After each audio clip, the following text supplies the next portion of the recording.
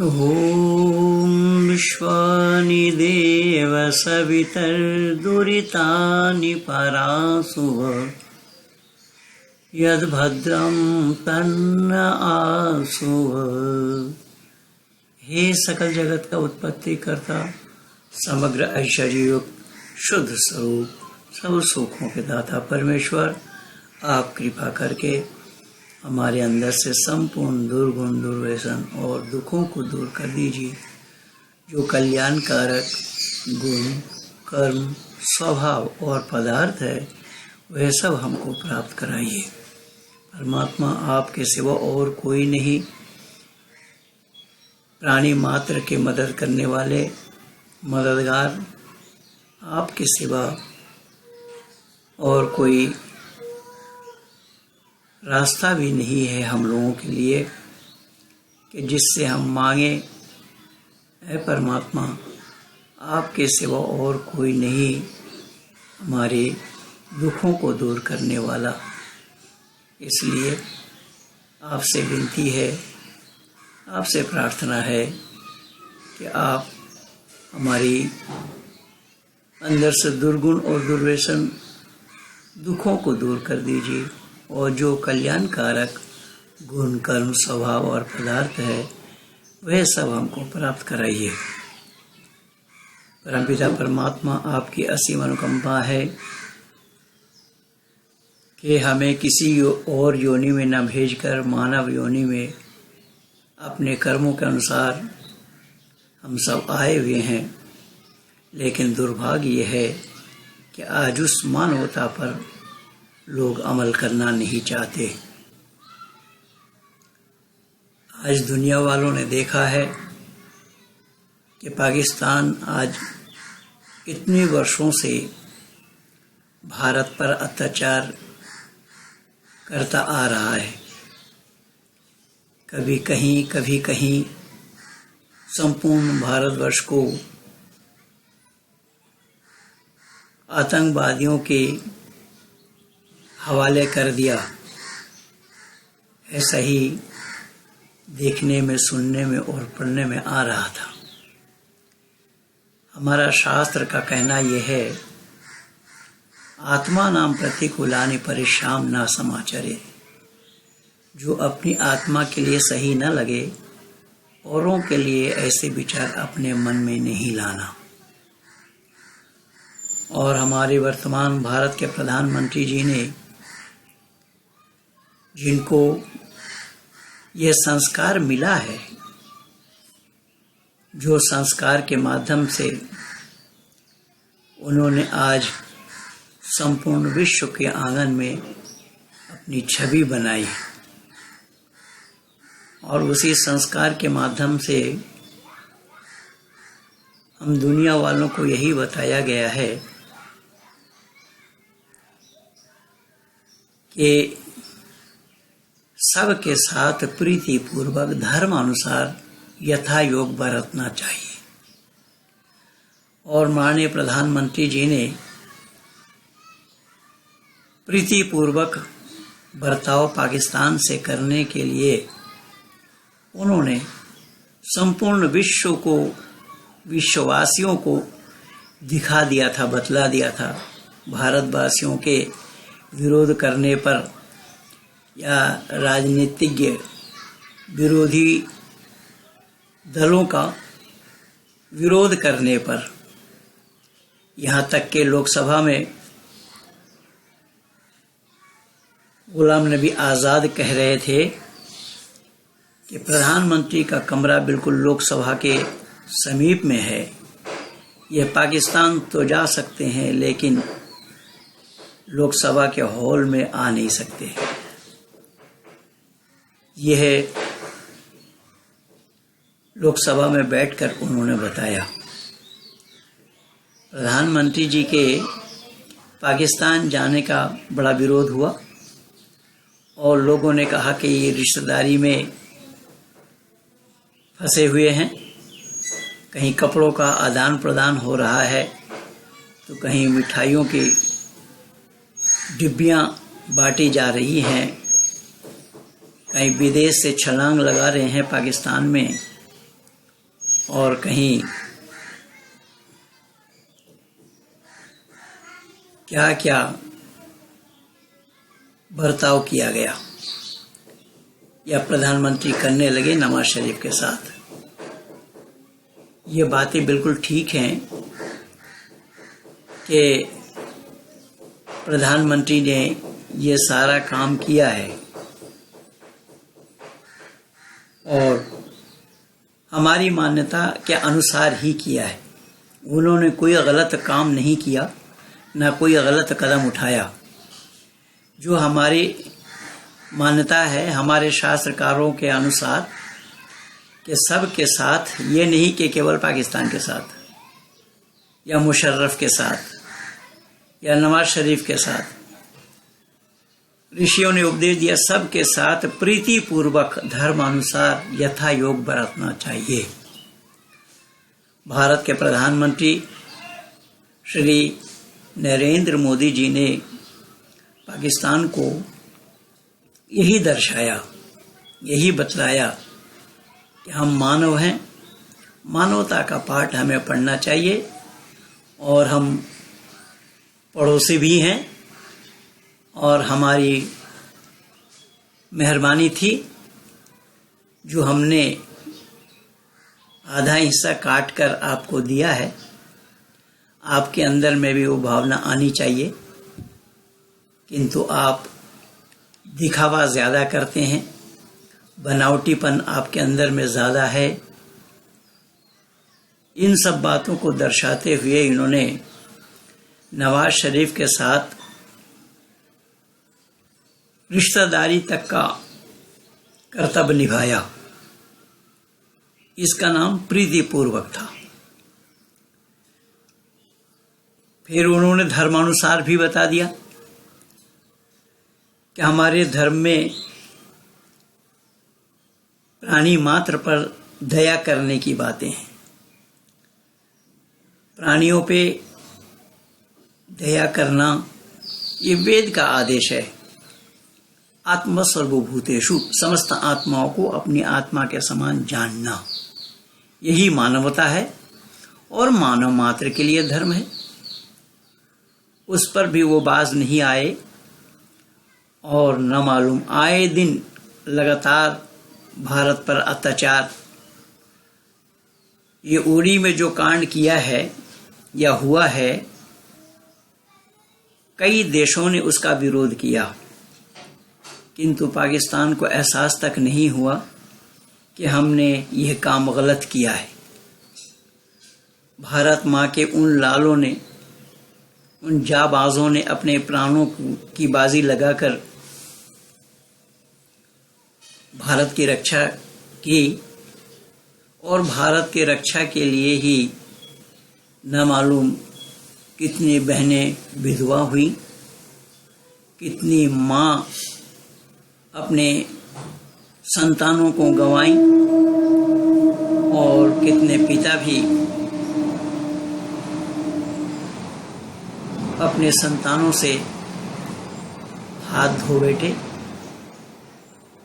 कितने बेटे और बेटियों को भी अपने पिता के प्यार से वंचित होना पड़ा।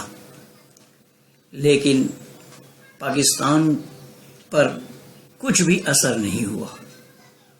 ये धर्म का विरुद्ध था, धर्म के खिलाफ था और धर्म को बरतने का, धर्म पर आचरण करने का पाकिस्तान की इच्छा ही नहीं। मोदी जी ने इन सभी बातों को भली भांति पाकिस्तानियों को दिखाया, समझाया, बताया। जब तक वो बाज नहीं आए तो फिर ये तो होना ही था, यथा योग बरतो, यथा योग बरतना चाहिए, ये हमारा शास्त्र है। कुछ लोगों का ख्याल और विचार ये है कि ये तो मोहनदास करमचंद गांधी के देश के लोग हैं और मोहनदास करमचंद गांधी की ये मान्यता रही है कि एक गाल में चांटा लगाए तो दूसरा गाल बढ़ा दो। बंधुओं, भले ही उनकी ये मान्यता रही होगी और हम लोग उन गांधी के देश के ही हैं, किंतु हमारी यह मान्यता नहीं है कि एक गाल में चांटा लगाए तो दूसरी गाल बढ़ाया जाए, क्योंकि चांटा लगने से पहले उसके हाथ पकड़ लेने की पाठ हमारे ऋषि मुनियों ने हमें दिया है, बताया है। परित्राणाय साधूनां विनाशाय च दुष्कृताम्, दुष्कृतकारियों का नाश, दुष्कृतकारियों का दंड देना, यह मानवता है। और यही है आत्मा नाम प्रतिकूलानि परिश्राम न समाचरित। जो अपने आत्मा के लिए सही न हो, औरों के लिए ऐसे विचार अपने मन में नहीं लाना। किंतु पाकिस्तान इन बातों को समझने के लिए तैयार ही नहीं। यही कारण बना कि हमें यथा योग बरतने के लिए पाकिस्तान ने ही मजबूर किया है। सहन की एक सीमा होती है, सीमा को लांघने के लिए पाकिस्तान ने भारत को मजबूर किया है, और भारत ने केवल एक टेस्ट लिया है। मैंने कल बताया भी था कि पाकिस्तान के लोग कुरान के मानने वाले हैं, और कुरान में ही अल्लाह ताला ने जिक्र फरमाया है, मा आसाबक मिन हसनतिन फमिनल्लाह व मा आसाबक मिन सय्यअतिन फमिन नफ्सिक व अरसलनाका लिन्नास रसूलन व कफा बिल्लाहि शहीदा। कल मैं लिखा था इसके ऊपर अपने फेसबुक में, अपने वैदिकज्ञान.in साइट में। अल्लाह का फरमान है कि ऐ इंसान, तुझे जो कोई खुशहाली पेश आती है वो महज मेरे तरफ से है, यानी खुशहाली अल्लाह के तरफ से है, रहम करम अल्लाह के तरफ से है। और जब बदहाली पेश आती है तो अल्लाह ने कहा वो तेरे काम के सबब से है। और हमारे शास्त्रकारों ने भी यही कहा। सांख्य दर्शन के रचयिता ऋषि कपिल ने भी अपने सांख्य दर्शन को यहीं से प्रारंभ किया। त्रिविध दुखम अत्यंत्य निवृत्ति रत्यंत्य पुरुषार्थः, कि मनुष्य मात्र के लिए ये 3 दुख है। मनुष्य मात्र को चाहिए उन 3 दुखों से छुटकारा पाने का प्रयास करना। एक दुख का नाम है आध्यात्मिक दुख, जो अपने किए हुए कर्मों के अनुसार जो आत्मा दुखी होती है, उस दुख का नाम आध्यात्मिक दुख है। एक दुख दूसरा नंबर का है जिसको आदि दैविक बोलते हैं, आदि भौतिक बोलते हैं और आदि दैविक बोलते हैं। तो आदि भौतिक अन्नों के द्वारा दिया हुआ दुख, दूसरों के दिया हुआ दुख, दूसरों के द्वारा मिला हुआ दुख। दूसरा दुखी कब देता है? जब हम सावधान नहीं रहते, अब सावधानी बरतते हैं। उन दुखों से छुटकारा पाने का प्रयास मानव को करना चाहिए। और दैवीय दुख, दैवीय प्रकोप, कहीं अतिवृष्टि, कहीं अनावृष्टि, कहीं आदि आदि, ये 3 दुख मनुष्य मात्र के लिए है। अब पाकिस्तान अगर दुख भोग रहा है तो उसे ये समझ लेना चाहिए, उसको ये जानना भी चाहिए था कि हम जो अब तक करते आ रहे हैं 20-22 वर्षों से, तो दूसरे को दुख देने से क्या होता है, ये एहसास तो करे। अब तो दिखाई नहीं पड़ रहे हैं ये चिल्पों। पाकिस्तान के रक्षा मंत्री परसों तक तो खूब भांजते रहे, इंशाअल्लाह, माशाअल्लाह, अल्लाह का फजल है। अब कल दूरदर्शन में देखा कि उनकी जुबान से बोली निकल ही नहीं रही है। क्यों? कि हमारे शास्त्रकारों ने यही तो बतलाया है कि जो अपने लिए सही न लगे, औरों के लिए भी ऐसे विचार अपने मन में नहीं लाना। लेकिन यह इंसानियत से परे होने के नाते, इंसानियत को न जानने के कारण उन्होंने कभी इस चीज़ को सोचा भी नहीं था। उन्होंने कभी इस चीज़ को जानने का ही प्रयास नहीं किया है। जबकि कुरान में अल्लाह ताला ने अनेक बार बताया माशा अल्लाह, यानी अल्लाह जो चाहता है वो होता है। अब वो अल्लाह का फजल किन पर है, पाकिस्तानियों पर या भारतवासियों पर? ये तो इस्लाम वालों को खुद को ढूंढना पड़ेगा समझना पड़ेगा, और साथ साथ पाकिस्तानियों को भी, कि अल्लाह का फजल ये किन पर हो रहा है। और एक दो जगह नहीं है, संपूर्ण कुरान के अंदर में 40 बार से भी ज़्यादा अल्लाह ने ये जिक्र फरमाया है।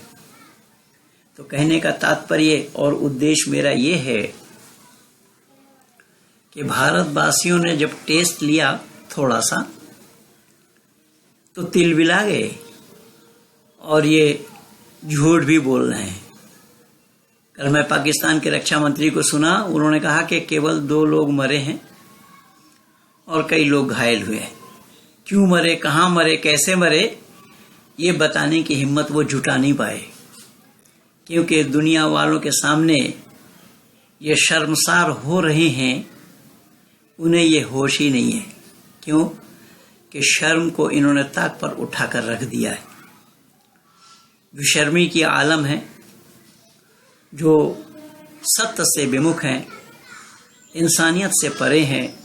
इंसानियत को जिन्होंने ताक पर उठाकर रखा है, इसलिए हमारे शास्त्रकारों ने संपूर्ण मानवता पर जोर दिया है कि मानवता वही है जो अपने लिए अच्छा न लगे, औरों के लिए भी वो काम अच्छा लगना संभव नहीं है।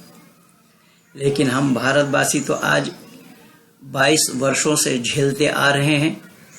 कहीं पंजाब की घटना है, कहीं होटलों में बमबारी करना है, और कहीं पठानकोट की घटना है, कहीं गुजरात की घटना है, पंजाब की घटना है, संसद में गोलियों के बौछार करने की घटना है, प्लेन हाईजैक कराने की घटना है।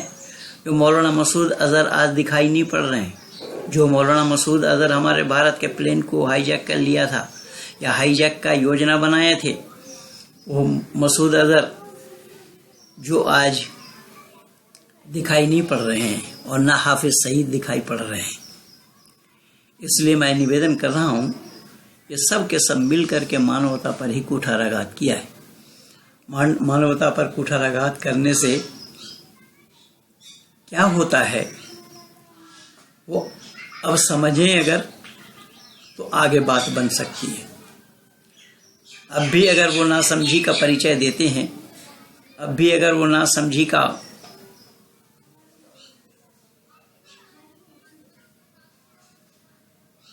हवाला देते हैं, नासमझी का प्रमाण देते हैं, तो फिर भुगतने के लिए उन्हें तैयार रहना चाहिए।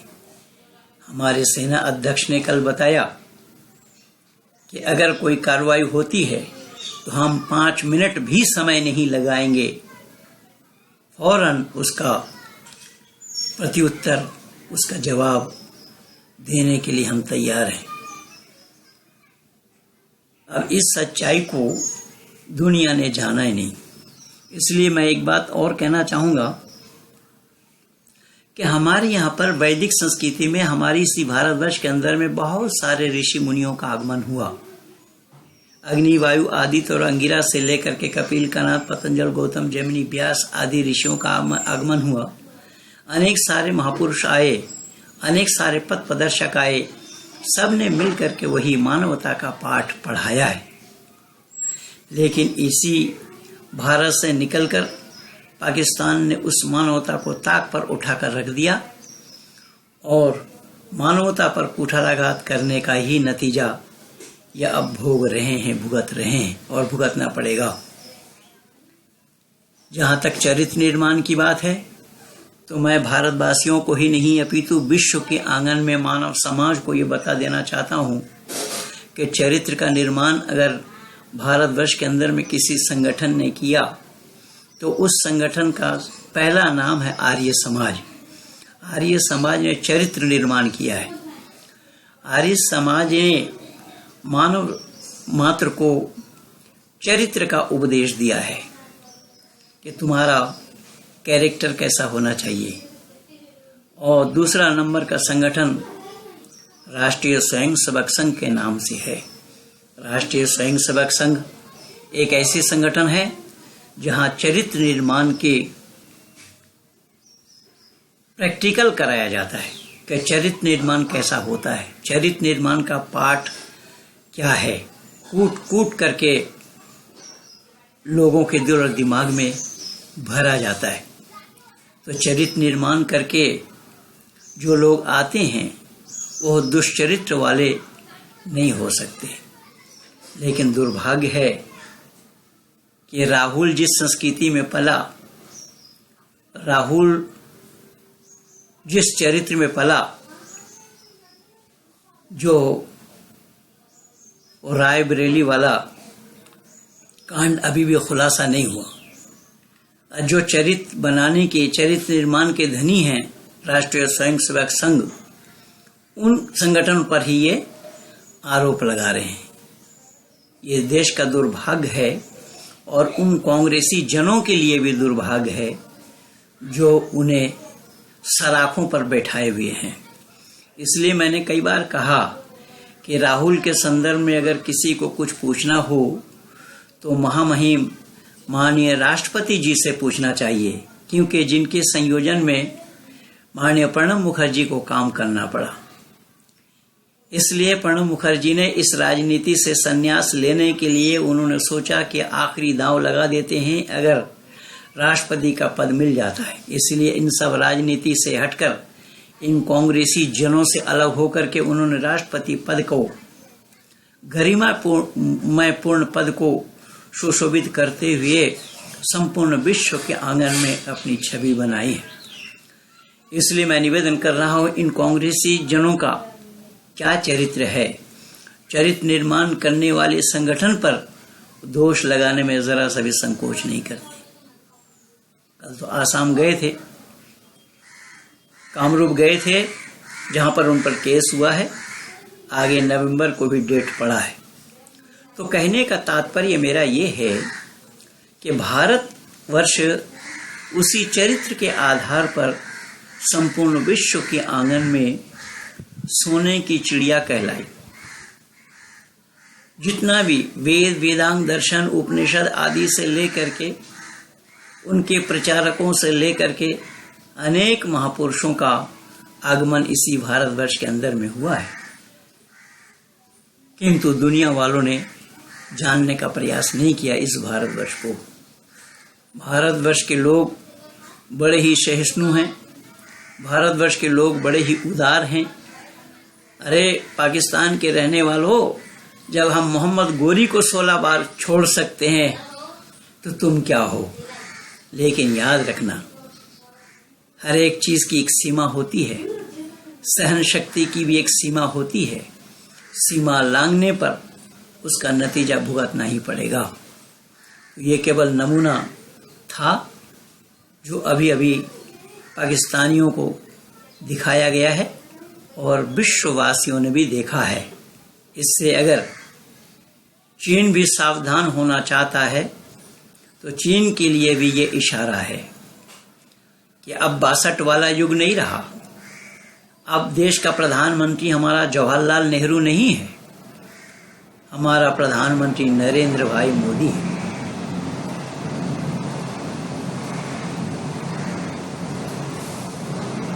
उन्नीस 62 वाला युग समाप्त हो गया है। अब ये 2016 भी समाप्त होने वाला है। ये युग है जिस युग में भारत के पास वो हथियार हैं जो नेहरू के काल में नहीं था। नेहरू ने शायद ख्वाब में भी नहीं सोचा होगा। वो हथियार आज भारत के पास है। परमात्मा की असीम अनुकंपा है। परमात्मा ने चाहा तो, अब परमात्मा के चाहने की बात नहीं है, ये भी गलती से मैंने कह दिया, क्योंकि हमारे यहाँ परमात्मा की चाह नहीं होती। वो जो कुछ प्रमाण मैं दिया हूँ वो सब आप लोगों ने देखा है। अब इंतज़ार करते रहिए, आगे आगे देखते जाइए होता है क्या। धन्यवाद।